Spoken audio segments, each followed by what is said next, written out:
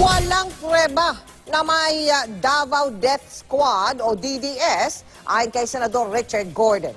Batay sa ilalabas nilang report ng Senate Committee on Justice, wala rin anyang napatunayan sa mga pagdinig na kaugnayan ni nooy Davao City Mayor at ngayon Pangulong Rodrigo Duterte sa DDS. Una nang itinuro na nagpakilalang hitman ng umano'y DDS na si Edgar Matubato, ang Pangulo na nasa likod daw ng mga pagpatay noon sa Davao City. Bagamat marami raw patayan ngayon, hindi raw state-sponsored ang mga ito. Posible raw na may mga pulis na may kaugnayan sa ilegal na droga na pumapatay sa iba nilang kasamahan sa kalakaran ng droga. Bagamat ligtas daw ngayon, sa ngayon ang Pangulo, ang paalala ni Gordon, kailangang mag-ingat ang Pangulo sa kanyang mga bibitiwang salita. Pero sir, ang na-prove is may DDS. Ganun ba? Wala. Wala naman na-prove eh. Kaya nga, I was very careful with him. You have to have a lawyer. You have to have a lawyer. Lahat na sasabihin mo dyan, pwede gamitin siya in a court of law. Sir, on EJK, are you releasing the committee report by today, sir? Sa extrajudicial killings? We have finished the first draft. Pagod lahat ng tao, walang tulog, tapos mayroon pa kaya. So, we have finished the first draft. We'll talk about it right now. Kain lang kami sandali. And we'll go over the first draft, tapos na yun. And we'll go with the second draft siguro, and hopefully as early as tomorrow and as late as Wednesday. It'll be a little later, tignan natin. Marami pang gagawin, marami pa rin inihiring. Pero definitely, sir, not Tapos na kami. after the break. No, not after the break. Just It will be before the break. Yeah, It will be before the break. Okay. May recommend kayo na possible makakasama? Sa kwan? Huwag muna. Huwag natin usapan dyan. Nag-uusapan pa namin. Meron nakalagay doon. Na makakasuhan, sir? How high, sir, how high? As senator, sir. Mataas ba? Alam ko nung maigi. Kasi kinong-compartmentalize ko yung trabaho. Para matapos, hindi ikaw lang eh. Sila yung kinong-compartmentalize ay pagsasamahin. Ako po ng first draft. Tingnan namin kung may nakalampas o may nakalusot. More boys. Very senator, sir. You see me licking my lips? Starts with a letter. I really think that merong mga pagkukulang. Pagkukulang. Initial findings. PNP may pagkukulang malaki. Malaki. Natamaan sila dyan. So initial findings from the ones you mentioned last week that the president, there is no systematic if you look at our reports, maraming rin in 2010 to 2016. Kasama yun, sir. Inaanap namin yung extrajudicial killing na tinatawag natin.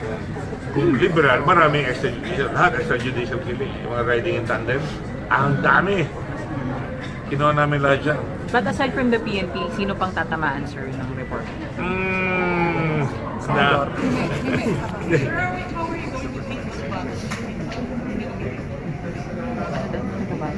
Like I said last time, mukhang hindi mapapagkatiwalaan yung kanyang statement because ang dami niyang kasinungalingan sinabi, pabago-bago ang statement. Yung pabago, hindi yung inconsistency lang eh. Vital eh. So hindi siya kasama sa, sir? Pero sir, sa report, hindi niyo Kasama sa report yan. Yung testimony niya, sir, isinama niyo. Baka ma-perjury siya at the least. Yeah, and at the very at the most, they will have to look for murder charges against him because he admitted it. Sir, so kasama sa recommendation? We will submit it to the appropriate authorities for proper disposition. Perjury and Sir, sa PNP, sir, may kakasuhan. Like administrative? Wala pa. Pero yung gagawin namin recommendations, madali ng kasuhan. Sir, Davao Death Squad, sir, kasama. Kasama yan. Sir, yung sa murder na ano? Si Presidente, sir. Wala naman dito sa report ko. Sir, si Presidente safe.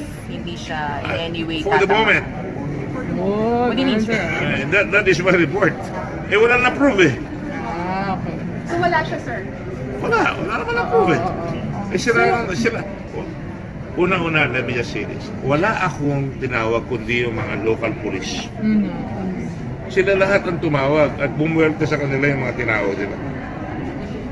Yun ang problema nila. Hindi naman dapat sila o kami.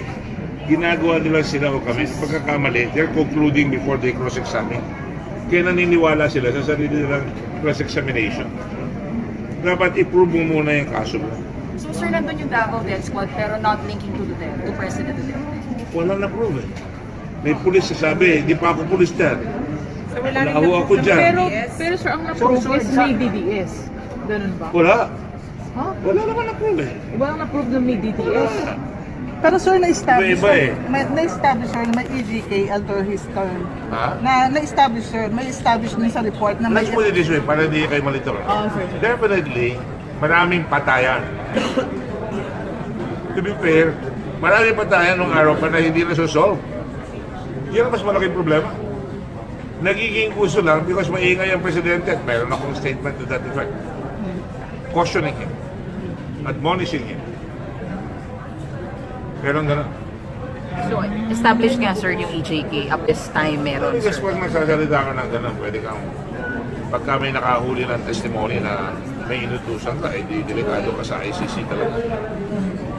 Sir, kasi sinasabi ni President... Ayoko naman magkaroon tayo presidente na ICC.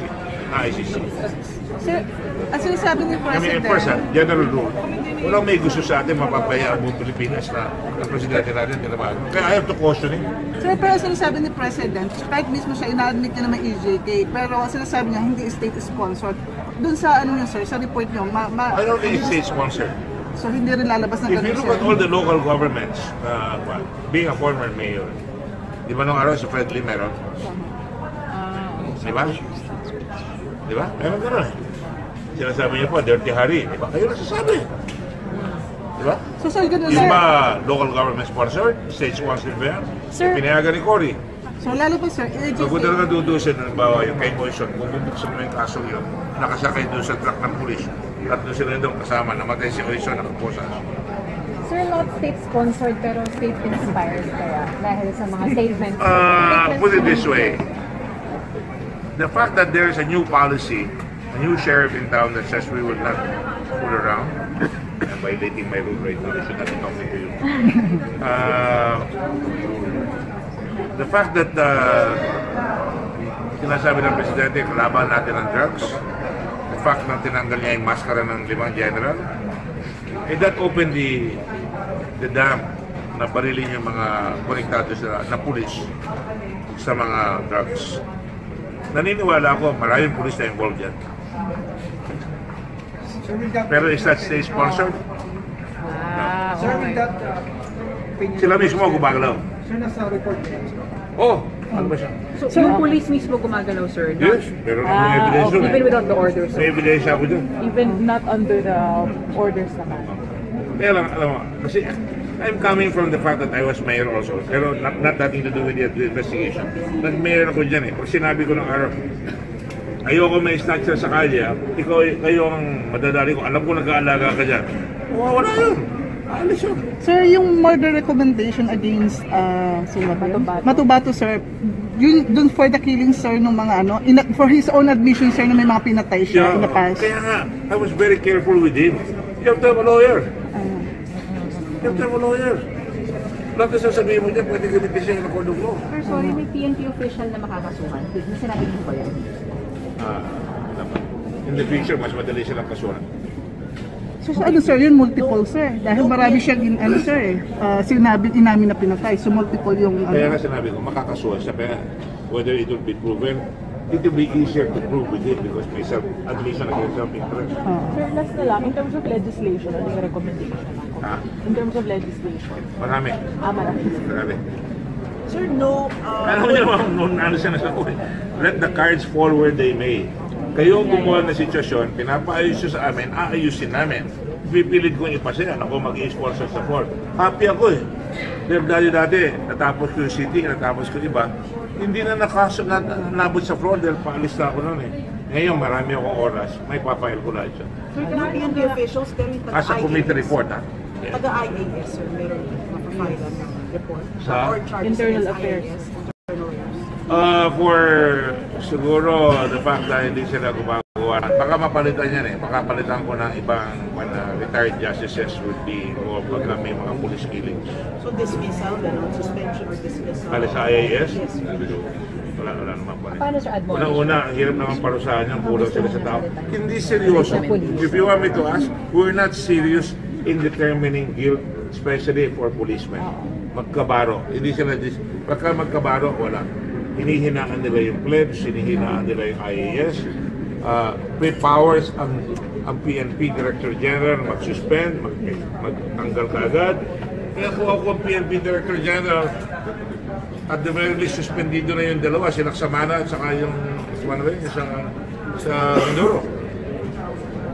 But when you said na tatamaan yung PNP, yung mag-recommend kayo ng ganyan, sir, na for dismissal, for suspension, ganun Meron na yan, meron na. Hindi nga ini-implement. Hindi, in the future, pagka hindi sila kumila, sabitan sila. Okay? Okay, sir, death penalty. Diba last time you tried to tackle the death penalty in relation to the AG's? No, hindi mo kami tapos doon. So sa next Ito year? lang, sa next year. When will be Ay, ano na schedule 1 yan? We will schedule 1 yan. Nakiusap lang si Manny doon. Saka, sa akin, may relasyon eh. Hindi ko naman hindi mga revolution eh.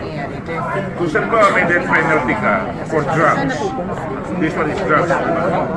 Isasama ko yun. Kung gusto na lang ilagay sa report yun, I will say I don't agree with this, but I will put it as part of my death penalty. Thank you.